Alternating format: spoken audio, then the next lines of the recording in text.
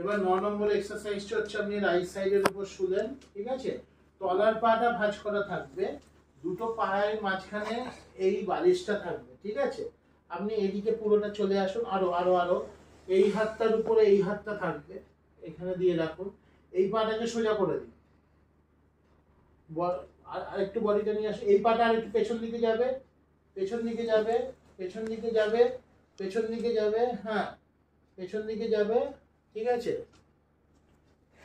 পেছন দিকে যাবে, যাতে এই যে লাইনটা, হ্যাঁ এই পাটে যাতে এরকম থাকে, এই এই হ্যাঁ আপনি আরেকটু সামনে আসুন, এই ঠিক আছে?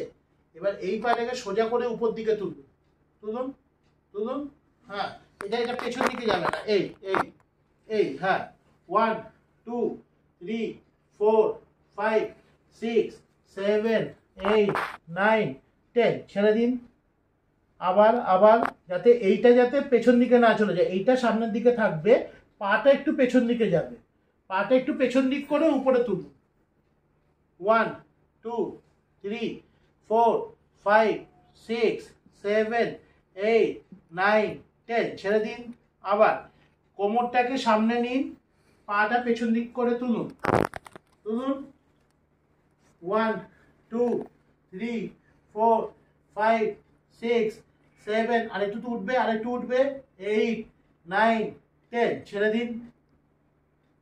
আবার 1 2 3 4 5 6 7 আরেকটু উঠবে, 8 9 10 ঠিক আছে ছেড়ে দিন।